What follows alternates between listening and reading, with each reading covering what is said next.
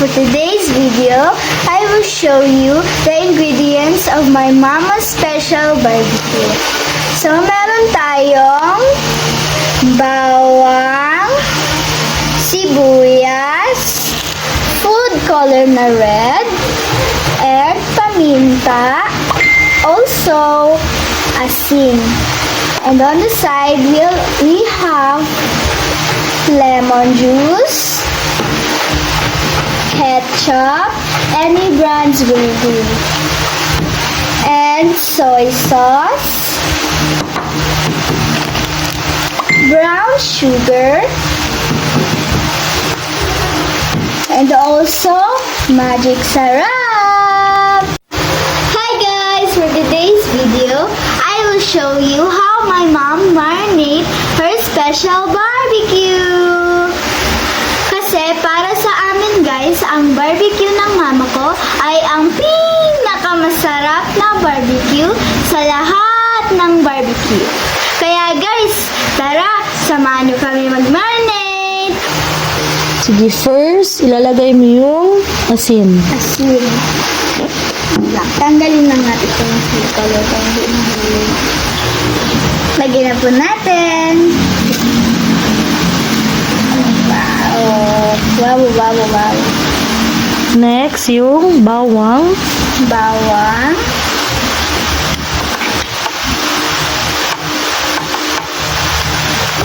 Nagugas ako ng kamay guys ha, kanina. Ano next? Sibuyas. Sibuyas. And Yung sugar. brown sugar. Yes. Lahat. Yes, lahat.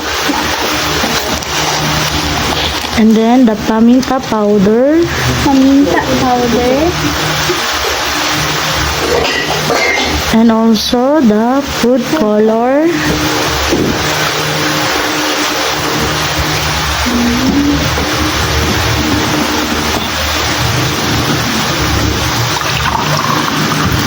Okay. Yung magic syrup. Magic syrup.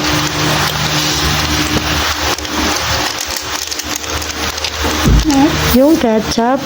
ketchup.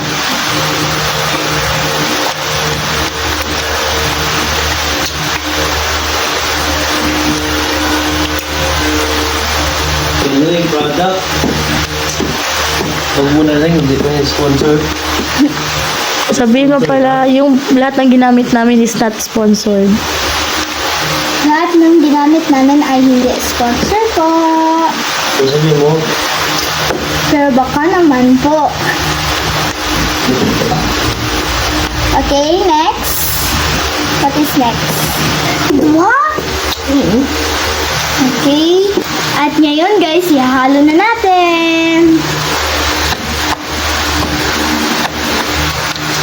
Dapat i-mix natin sila lahat. Mix mo ng maigi para matunaw lahat.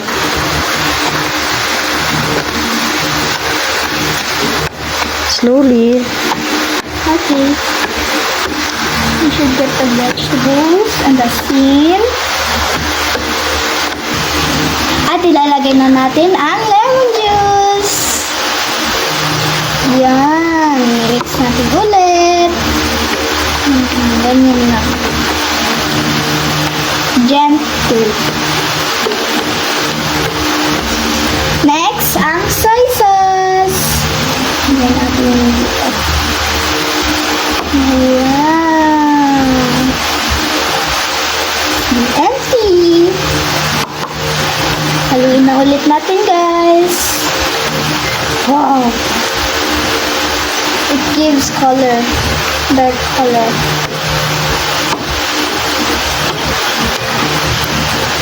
Mix natin ng gentle.